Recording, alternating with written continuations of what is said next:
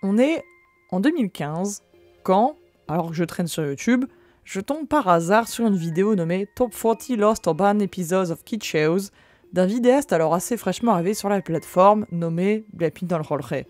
Cette vidéo, vous en avez peut-être déjà entendu parler puisqu'elle a, quasiment elle toute seule, démocratisé le concept de Lost Media et a été l'introduction de nombreuses personnes à un type de média dont ils n'avaient sans doute jamais entendu parler. Je fais partie de ces gens. C'est cette vidéo qui m'a appris que certains médias ont disparu ou étaient hors d'accès, impossibles à visionner ou à écouter. Et comme beaucoup de gens, cette vidéo, de par son atmosphère et sa réalisation plutôt sobre et mystérieuse, m'a fait penser que c'était un sujet sombre, presque mystique, pas loin du domaine de l'horreur. En tout cas, j'étais à présent introduit, et surtout j'étais fasciné par la nature même de ces médias. Comment pouvait-on perdre un média ? Pourquoi a-t-il été perdu de vue ? A-t-il été banni ou simplement méconnu à des époques où l'archivage n'était pas une préoccupation ? Et si on l'a retrouvé, comment ? En vérité, les Lost Media ne sont pas toujours si ésotériques que ça. Oui, certains sont des films aux aura énigmatiques, d'autres sont des scènes coupées glauques, et d'autres sont véritablement affreux, mais beaucoup sont aussi des épisodes de dessins animés pour enfants ou des sitcoms oubliés par le temps. Les Lost Media sont nombreux dans leur forme et leur ton, mais aussi par leur état de perdition. Parce que oui, il existe plusieurs catégories de médias perdus. Il y a ceux qui se sont complètement volatilisés, partis à jamais, comme les films muets des années 20, dont les négatifs en nitrate d'argent ont tous brûlé. Il y a aussi ceux dont certaines parties sont perdues, ceux qui n'ont juste jamais été rendus publics, ou encore ceux dont il reste des traces, mais dont la majorité reste hors de portée. Quels qu'ils soient, quel que soit leur état, ils ont une place sur le Lost Media Wiki, un site répertoriant des centaines de ces séries, chansons, livres ou vidéos YouTube perdues de vue. Et il est grand temps pour moi, en cette saison automnale, que je vous présente plusieurs exemples d'un sujet qui m'a fasciné depuis mon adolescence. Bienvenue dans un nouvel épisode de Flammula One.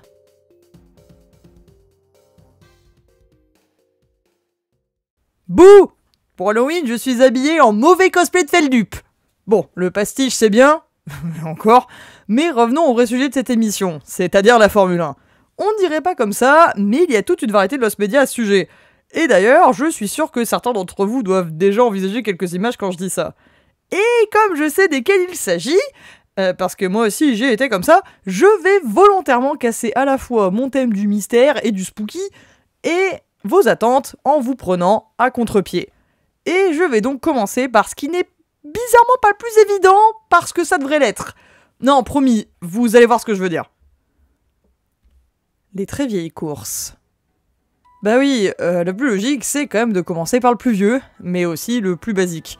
En effet, s'il y a bien une catégorie de trucs faciles à perdre, ce sont quand même bien les images en noir et blanc mal conservées d'événements réels qui n'étaient pas diffusés à la télé, ou alors l'ont été, mais à une époque si lointaine que tomber dessus par hasard ou avoir une rediffusion officielle sont les seuls moyens de les revoir en circulation. Le point de départ de la Formule 1, comme on le considère actuellement, est le premier Grand Prix du championnat du monde des conducteurs de Formule 1, le Grand Prix d'Italie 1950. Des images de cette course existent, et elles ont d'ailleurs été récemment postées par la chaîne officielle de la F1. Et si a priori toute la course n'a pas été filmée, elle a assez été pour qu'on puisse voir la drastique différence à la fois par rapport à ce qu'était la F1 elle-même à l'époque, mais aussi de quelle façon on l'a filmée. Par la suite, certaines courses ont pu être diffusées de leur intégralité sur quelques chaînes européennes, notamment l'ORTF. Étant la toute première chaîne de télévision française de l'histoire, elle privilégiait évidemment le Grand Prix de France, et c'est elle qui a pu le diffuser en entier certaines années. D'autres chaînes, elles, diffusaient le début, le milieu et la fin, puisque par manque de canaux de diffusion à cette époque, diffuser toute la course d'un bout était juste chercher des problèmes. Il en était de même pour d'autres courses connues comme les 500 miles d'Indianapolis ou les 24 heures du Mans, et d'ailleurs les 24 heures garderont ce mode de diffusion tronqué pendant encore bien longtemps, parce que forcément, une course qui dure toute une journée à une époque où il y a très peu de canaux à la télé, c'était juste pas possible de la diffuser en entier d'un coup. Faut vous dire qu'encore aujourd'hui, c'est pas le plus simple. Bref, le mode de diffusion de l'époque pose un peu souci pour récupérer les images. Parmi toutes ces vieilles courses à la diffusion confirmée, il ne nous en reste aucune en entier. Elles sont toutes listées sur Lost Media Wiki et ont été filmées entre la fin des années 50 et le début des années 60. La plus récente que j'ai pu trouver sur le site est celle du Grand Prix de Monaco 1963, qui était le premier à la saison à cette époque. Cette course est dans un cas un peu particulier où il est rapporté qu'elle a été diffusée en entier sur l'ORTF en direct, puis en différé sur la chaîne américaine ABC, mais qu'aucune de ces diffusions est aujourd'hui accessible. Les seuls extraits visionnables au moment de la réalisation de cette vidéo proviennent de documentaires, et ces extraits sont disponibles sur la page Lost Media Wiki du GP de Monaco 63. Cette page est d'ailleurs une petite exception sur le site, puisque la majorité des vieilles courses listées le sont en effet par le biais de pages résumant toute une saison. Chacune de ces pages répertorie la façon dont la course a été filmée et diffusée, l'état de conservation et de disponibilité des images de chaque course, et enfin, les extraits de la course disponibles en ligne à la fin de la page. Dans le cas de la saison 1961, par exemple, chacun des 8 GP est listé avec un résumé de la course, les diffusions qu'il a eues et les quelques extraits disponibles. C'est à vrai dire le standard pour les médias en saison sur le wiki. Cela dit, je me vois mal vous parler de ce sujet dans plus de détails que cela. Les images sont toutes perdues et très difficiles à retrouver pour les mêmes raisons, soit leur âge et les conditions dans lesquelles elles ont été diffusées. Je vous invite quand même à aller voir les pages concernées, elles sont très intéressantes pour en apprendre plus sur la diffusion du sport à une époque que de moins en moins de gens ont vécu. Et si jamais il y en a une en particulier qui vous intéresse, laissez-moi la suggestion dans les commentaires, je verrai si ça mérite un épisode de Formula One. Prototype et jeux abandonnés. J'ai une fascination pour les jeux abandonnés et même les vieux prototypes de jeux vidéo depuis plus longtemps encore que les médias perdus, je pense. À vrai dire, je me rappelle exactement ce qui m'a donné cette fascination, et c'est un petit site appelé Émulation 64, et plus exactement, une petite section qu'ils avaient appelée les jeux abandonnés. C'est là où j'ai appris la paradoxale existence de Dinosaur Planet, de Fire Emblem 64 ou encore de la version Nintendo 64 de Resident Evil 0. Aujourd'hui, si on a retrouvé des builds, des versions en développement grosso modo, de Dinosaur Planet et de Resident Evil 0, on n'a quasiment rien de Fire Emblem 64, si ce n'est quelques images et son sous-titre, La Servante des Ténèbres. Mais c'est là un média perdu pour une autre émission, je suppose. J'avais à peine 12 ans quand je suis tombé sur ce site, sans doute même moins que ça d'ailleurs, mais j'étais absolument fasciné par l'idée qu'un jeu pouvait avoir existé et pourtant n'être jamais sorti. C'était de littéraux fantômes, chacun avec leur histoire de création, de développement, et enfin, la raison de leur abandon. Une liste visiblement sans fin d'histoires de ce qui aurait pu, mais ne fut jamais. Et de là, j'ai découvert des sites web comme The Cutting Room Floor, Hidden Palace ou encore Hunting 64, un site répertoriant ces jeux jamais sortis, et qui en 2017 sortit un livre intitulé Video Games You'll Never Play, ou en français, Les jeux vidéo auxquels vous ne jouerez jamais. Regardez-le, le voici, pas loin de ma collection de livres de Formule 1. J'étais alors très jeune étudiant, et fauché comme l'hippocagnou que j'étais, je n'avais pas pu me prendre que la version en noir et blanc, qui coûtait cela dit déjà une trentaine de $. Ce livre répertorie un grand nombre de jeux abandonnés sur toutes sortes de consoles, de la modeste NES jusqu'à la PS3 et la Xbox 360. La majorité des jeux dedans sont des exemples notoires comme la version d'origine de Baldur's Gate 3, Fallout 3 Von Buren, Resident Evil 1.5 ou encore Conquest Quest 12 Tales, dont la profonde refonte a donné, bien plus tard, Conquest Bad Fur Day.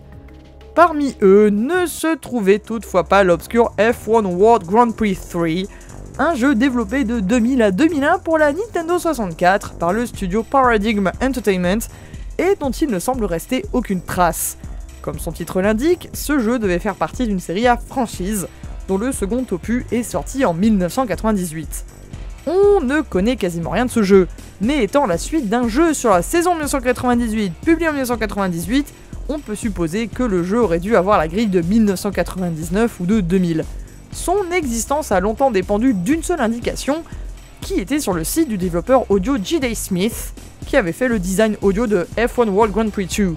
Sur son site personnel Gameson Smith, aujourd'hui disparu, il avait en effet listé son travail sur un jeu nommé F1 World Grand Prix 3.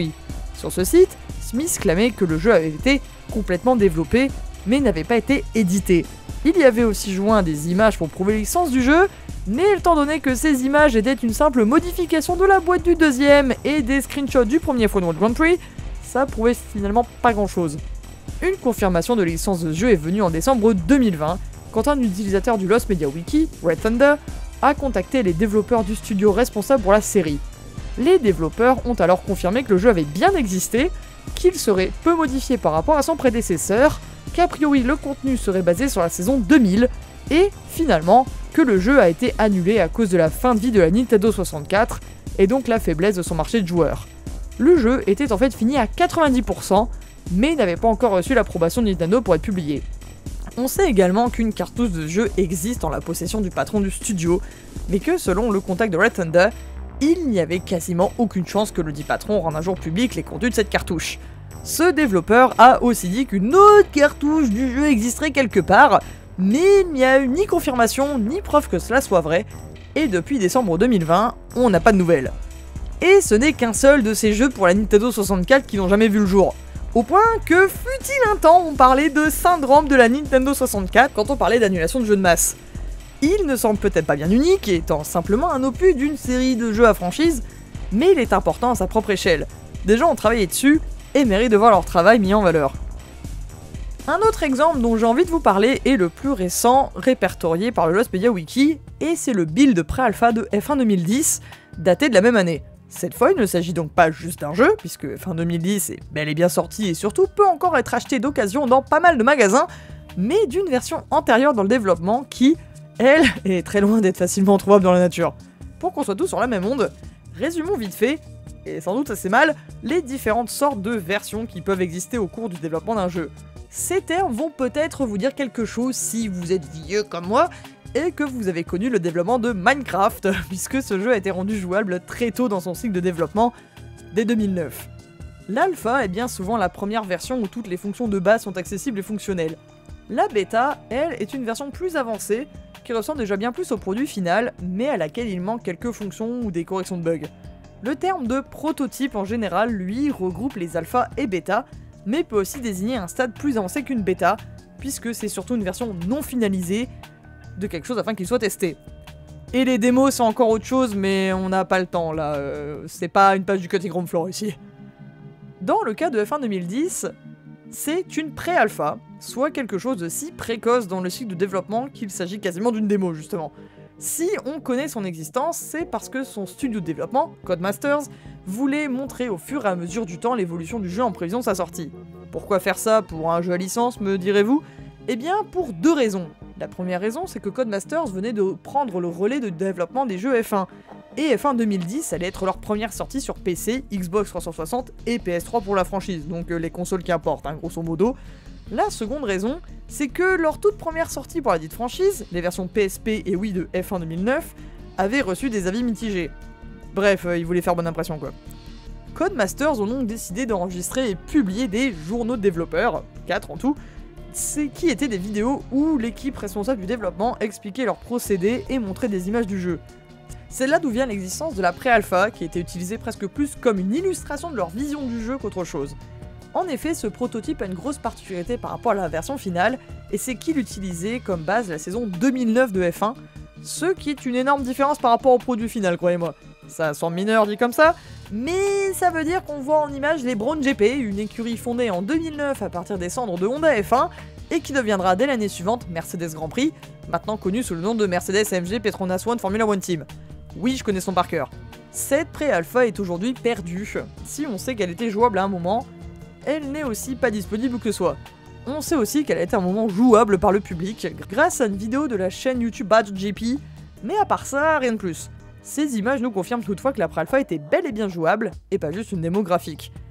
Il est incertain qu'une version de ce build existe quelque part, même si, au vu de l'âge du jeu et de l'époque de sa création, il est tout à fait possible qu'une personne ayant travaillé sur le jeu soit en possession de sa pré-alpha. Cela dit, vu les restrictions sur les jeux à licence, c'est une toute autre histoire de la rendre publique. Oui bon, si je vous en parle, c'est parce que j'ai trouvé son histoire intéressante, certes, mais c'est aussi et surtout parce qu'un ami à moi y a assez joué pour avoir gagné un titre avec Toro Rosso dedans. J'adore les jeux de F1, ils sont tellement réalistes. Certains Lost Media sont un peu bizarres, ou du moins pas banals. Dans le cadre de la F1, le Lost Media Wiki répertorie deux cas d'un truc très spécifique, des images de voitures qui n'ont jamais vu un seul Grand Prix de Formule 1. Vous avouerez que c'est peu commun quand même, dans un monde dominé par les épisodes pilotes de dessins animés et de doublage anglais paumé. Le premier cas est celui de la Williams W15C, des images de 1993 qui ne sont pas totalement perdues, mais sont en fait simplement partiellement perdues. Pour être exact, ces images sont celles d'une version alternative de la voiture de 93, doté d'une transmission continuellement variable, ou CVT. Ce système devait donner quelques kilomètres/heure de plus à la voiture, permettant des tours plus rapides. Elle a été testée notamment à l'été 93, date à laquelle ont été enregistrées les images survivantes de cette voiture, mais n'a jamais pu rouler en compétition, notamment parce que la FIA a banni la CVT pour la saison 94. Les quelques images dont nous disposons de cette voiture viennent d'un documentaire de Discovery. On y voit la fameuse W15C CVT, essayez de dire ça rapidement, ça va commencer à être long, être pilotée par David Coulthard, alors réserviste et essayiste chez Williams, sur la ligne droite de Pembley à Silverstone, ainsi que la fin de ce test en particulier. Aucune autre image n'est publiquement accessible à ce jour, et à vrai dire, on ne nous a pas dit si la CVT rendait cette voiture déjà bien au-dessus du lot plus rapide encore ou non, puisque Williams n'a jamais donné de temps comparatif pour la version CVT. Un fantôme de plus dans la mythologie de la F1 et un de ces nombreux essais de ce sport déjà plein de potentiel jamais exploité. Le second cas est de 10 ans plus récent, et il est aussi plus intéressant à détailler, donc laissez-moi vous en parler dans davantage de détails. Ce cas, c'est celui de la McLaren MP4-18, et contrairement aux images de la W15C, on n'a aucun extrait visuel de cette voiture. Pour expliquer ce qui s'est passé avec la MP4-18, on doit revenir en 2002. Après une saison décevante où l'écurie a été franchement dominée par une Ferrari F2002 insolente, il y a une pression à développer une nouvelle voiture radicalement différente qui permettrait à McLaren d'aller chercher Schumi et le gang. Adrian Newey, qui était alors à McLaren et avant ces voitures révolutionnaires qui aideront encore une énième écurie à dominer le sport et l'entité de Red Bull, s'est donc penché sur un nouveau concept qui aiderait une fois de plus McLaren à gagner le sommet. Adrian a un peu de chance dans le sens où l'écurie n'est pas pressée pour sortir une nouvelle caisse. Une version révisée de la voiture de 2002, nommée la MP4-17D, vous pouvez vraiment pas donner des noms sans placer monoplace, je vous jure, fait un excellent début de saison 2003. Entre autres, Kimi Raikkonen est alors un sérieux candidat au titre, et l'écurie gagne les 2 premières courses de la saison en Australie et en Malaisie, et manque aussi de gagner le GP du Brésil, mais à la suite d'un concours de circonstances franchement absurde dont je vais possiblement passer par le passé, c'est Giancarlo Fisichella qui a gagné celle-là. Malheureusement, au fur et à mesure de la saison, et surtout après que Ferrari a introduit la F2003 qui, de nouveau, botte les culs du reste de la grille, McLaren est obligé de sortir une nouvelle monoplace eux aussi. Adrian Newey se met donc encore plus au boulot et, en effet, sort de son cerveau une voiture radicalement différente de sa prédécesseuse, mettant l'accent sur l'aileron arrière, avec un nez plus effilé qui pouvait si besoin porter des petits ailerons à son tour, et, enfin, un aileron avant partant au-delà du nez. Bref, la voiture mise sur l'aérodynamique et son package doit lui donner un gros avantage en la matière. Une fois la voiture montée, c'est l'heure de la tester. Pendant ce temps, le directeur général de McLaren, Martin Whitmarsh, annonce au public que la MP4-18 ne sera mise en piste que si elle est plus rapide que la MP4-17D. Le souci, c'est qu'une fois en essai privé au circuit Paul Ricard, le pilote de la nouvelle voiture, Alexander Wurz, a 4 secondes de retard sur Raikkonen qui lui pilote la MP4-17D. Et ça, c'est que le début des problèmes pour la nouvelle créature de Newey. Son packaging n'a aucune constance. La voiture surchauffe constamment, ce que ni le moteur Mercedes, ni même la boîte de vitesse n'aiment bien, et comme si ça ne suffisait pas, elle manque aussi cruellement d'équilibre. Malgré quelques modifications avec pour objectif de corriger notamment son défaut de surchauffe, elle n'en reste pas moins trop chaude pour son propre bien. Enfin, les pilotes ne s'en plaignent pas trop quand ils la testent en mi-juin au circuit de Catalunya, donc bon, ça doit être dans la bonne direction. Sauf qu'en fait non, ça ne va pas du tout cette histoire. La MP4-18 est surtout rentrée dans les petites annales pour les crashs à haute vitesse suivis par Raikkonen et Wurz pendant d'autres essais privés. Pour Raikkonen, il s'est écorché le genou en sortant au dernier virage à Barcelone, et pour Wurz, ah bah y en a beaucoup. Une fois, c'était alors qu'il négociait le virage 4 à Jerez de la Frontera, son fond plat s'est effondré, je répète, son fond plat s'est effondré, et la voiture s'est dessoudée. Il s'en sort de là avec seulement quelques bleus, mais c'est déjà pas très rassurant. Et ça sera loin d'être le dernier incident du genre, puisqu'une autre fois, au Paul Ricard, il subit 3 casses de frein en une seule séance. Et enfin, et là c'est l'incident qui a fait qu'Alex il a refusé de remonter dans la foutue machine, la suspension s'est effondrée pendant un essai à Silverstone alors qu'il négociait le virage de bridge, et le crash qui en a résulté a scindé la voiture en deux. Pire encore pour la 14-18, pire encore pour la 4-18, quelques temps après ces incidents qui font que les pilotes refusent de la tester, les tests sont de toute façon bannis pour la saison 2003. Elle sera un peu redesignée pour la saison 2004 sous le nom de MP4-19, ou du moins c'est ce qu'en dit Newey, puisque Ron Dennis, lui, disait que la voiture n'avait rien à voir avec la 4-18. Quoi qu'il en soit, on n'en entendra plus jamais parler, au moins de façon officielle. Les tests où elle a roulé étant privés, les journalistes ont surtout pris des photos de cette monoplace mal née.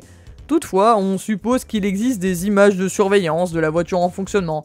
On sait notamment, grâce à un épisode du podcast Bring Back Titans, qu'il existerait des images d'un crash de Wurz au Paul Ricard, selon les dires d'un ancien mécanicien de McLaren du nom de Mark Priestley.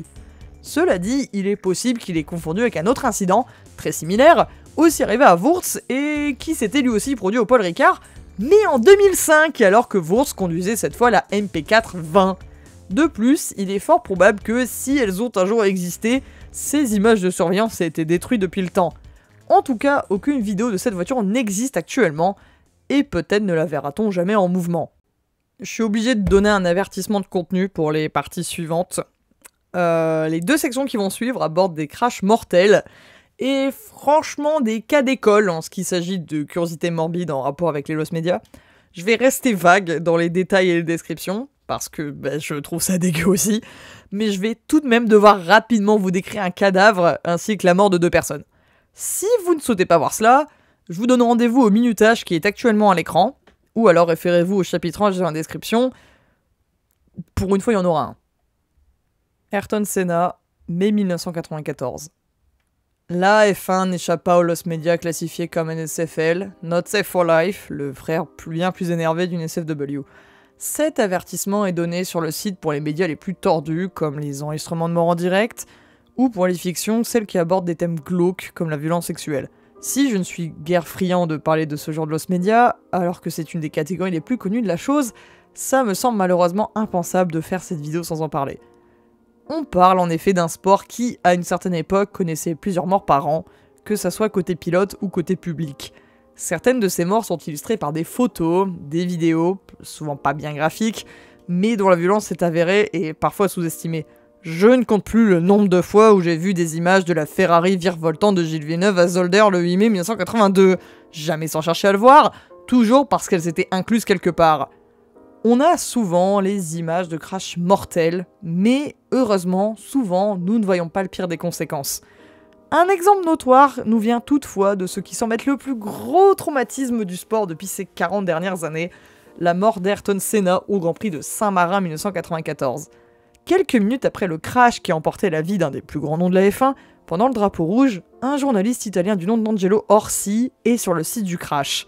C'est d'ailleurs le seul qu'on sait avoir été positionné à la courbe de Tamburello, où la Williams est venue se fracasser contre un mur de béton sans protection. Angelo Orsi était un ami proche de Senna et travaillait comme éditeur photo pour le journal italien Autosprint. Il parvient à prendre quelques photos du malheureux Senna, immobile dans sa voiture, et qui est alors déjà en état de mort cérébrale. Parmi ces photos, des clichés où il est encore casqué, mais surtout la licorne de tous les journaux les plus dépravés de ce monde, une photo où Senna serait tête nue, se vidant de son sang.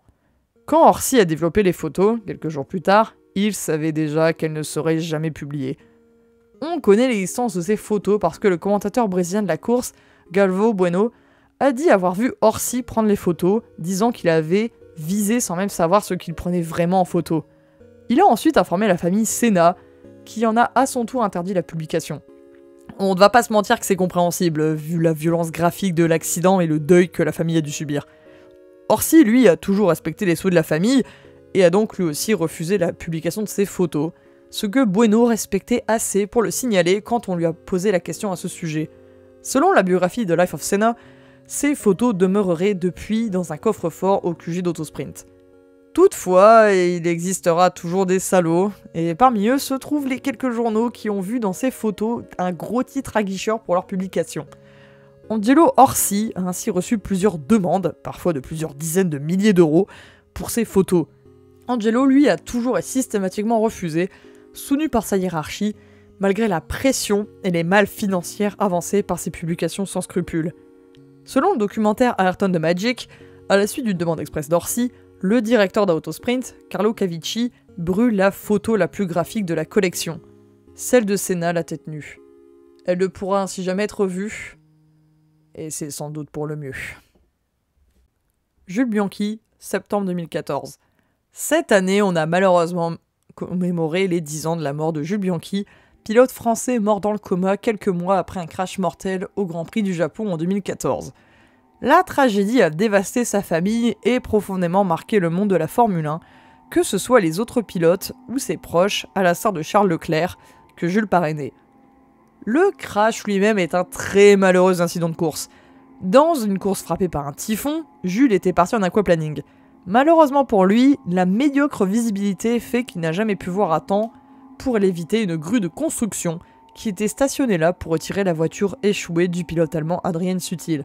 La tête de Jules a alors violemment frappé la grue, le plongeant immédiatement dans un coma dont il ne se réveillera jamais, avant de s'éteindre le 17 juillet 2015 à Nice. La transmission en direct de la course, y compris la confusion sur les derniers tours, ainsi que le podium extrêmement sobre qui a ponctué le GP, sont tous facilement trouvables en ligne, étant disponibles sur F1 TV pour ceux qui en disposent encore et ailleurs pour les autres.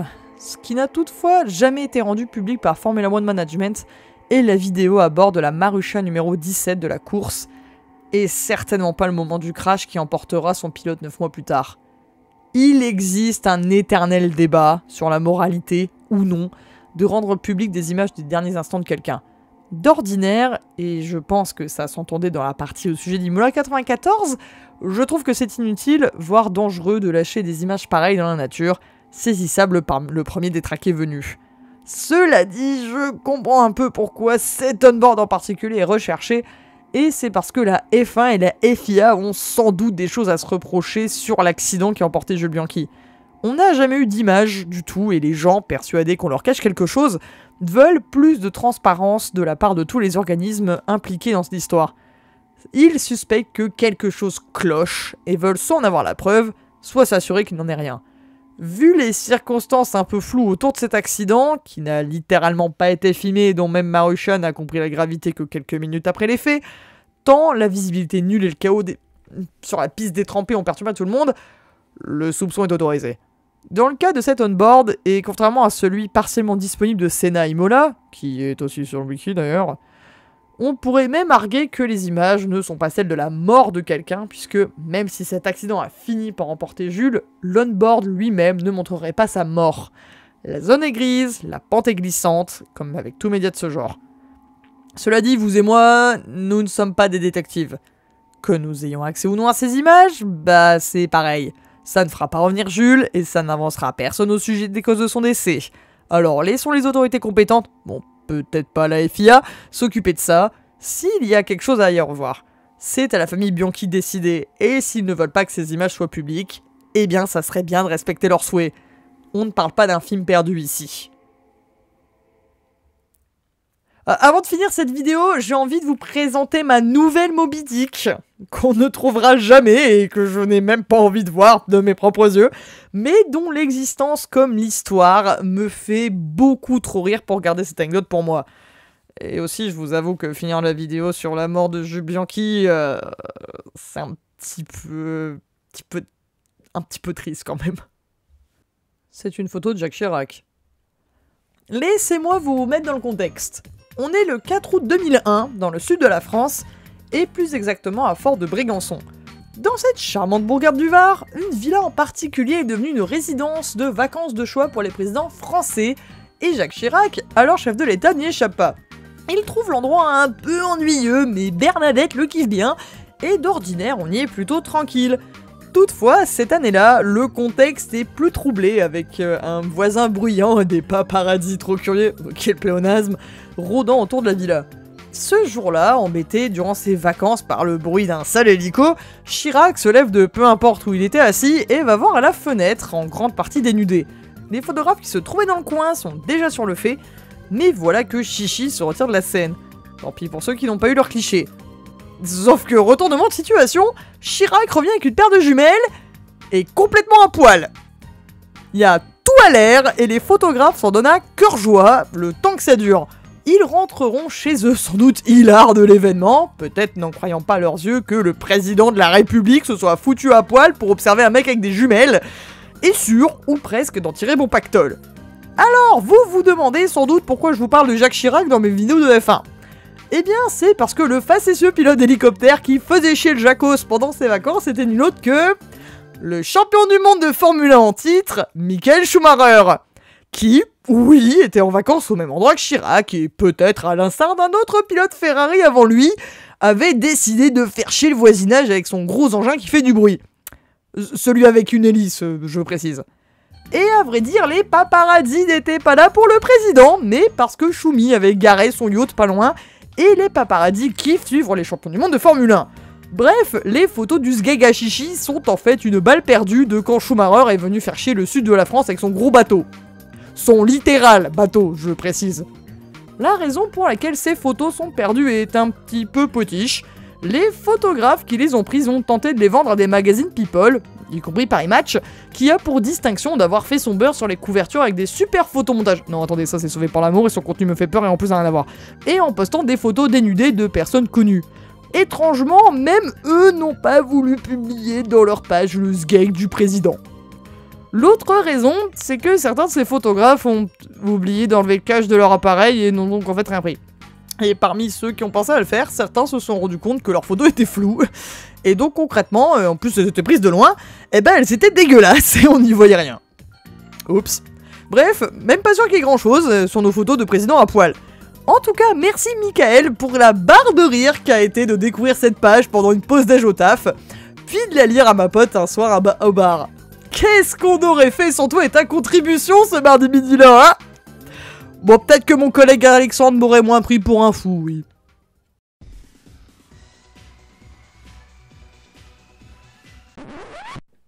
Voilà, bon bah c'est Fly sans script, Fly sans filtre.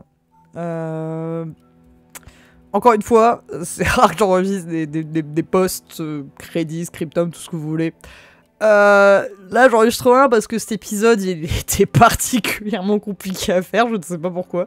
J'ai dû réécrire le script en cours de route parce que la première fois que j'ai essayé de l'enregistrer, j'aimais pas, mes phrases n'étaient pas naturelles, ça manquait de détails, j'avais oublié de rajouter des trucs. Notamment il manquait des années, des noms, il manquait tous les noms quasiment de la section sur Senna. Je voulais vraiment faire un truc sur les Lost Media parce que j'adore ce sujet, je le trouve fascinant. Et c'est vrai que cette vidéo c'était même aussi pour moi parce que quand je pensais que les seuls Lost Media en rapport avec la F1 c'était les deux médias sur la mort de Senna et celui sur la mort de Jules Bianchi.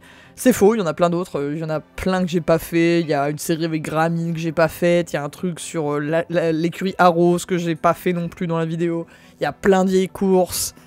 Là j'en parle pas beaucoup dans le détail parce que les années 50-60 c'est pas les décennies qui m'intéressent le plus en termes de F1. Mais il y a plein de trucs, donc peut-être qu'un jour je ferai un épisode 2, je sais pas, où je détaille un peu plus. Là c'était presque plus une introduction au sujet. Concernant la partie sur Chirac, c'était un ajout de dernière minute, parce que je voulais vraiment pas finir sur la mort de Jules Bianchi pour le coup. Pas que c'est pas un sujet important, hein, mais même pour une vidéo Halloween je trouvais ça glauque de finir là-dessus. Et c'était pas censé être un pastiche de Feldup non plus, j'adore Findings, mais j'ai manqué d'appeler cet épisode Trouvaille d'ailleurs pour la blague. Mais finalement, à part peut-être écrire l'intro un peu comme une vidéo de Feldup, et encore j'ai pas du tout regardé, j'ai pas revu de Findings pour écrire ce script, donc c'était vraiment foiré jusqu'à la fin. Mais je me suis dit, je vais faire semblant de faire un pastiche de Feldup parce que... voilà. Ça vous est déjà arrivé de voir quelqu'un de plus jeune que vous et nettement plus talentueux que vous et que votre journée ruinée? Bah c'est moi avec Feldup. Voilà. Mais à coup de pas, oui, voilà, c'était totalement ça, vraiment. Voilà, donc j'espère que cet épisode, ça s'est pas trop senti, que j'étais en train de faire n'importe quoi. Aussi, j'ai changé de PC, j'ai changé de logiciel de montage, la version d'Audacity que j'utilise pour enregistrer le son, c'est pas celle que j'ai d'habitude, enfin celle que j'avais avant. Donc voilà, donc le montage, ça tombe, cette vidéo est en retard et ça sort même pas Halloween, j'en sais rien, je sais même pas quand cette vidéo va sortir. Normalement le 31, donc si ça sort le 31 octobre, ou si vous regardez ça le 31 octobre, eh bien, joyeux Halloween. Si vous ne regardez pas ça le jour d'Halloween, bah, bonne journée à vous, hein, bonne soirée, peu importe le moment où vous êtes. Et bah, je vous souhaite de vous porter bien. Et surtout allez lire le Lost Media Wiki parce que bah, c'est quand même vachement intéressant. Et n'oubliez pas de rappeler à vos proches que vous les aimez, vous n'avez jamais quand est-ce qu'ils vont partir. Allez, c'était Fly, Zoubi.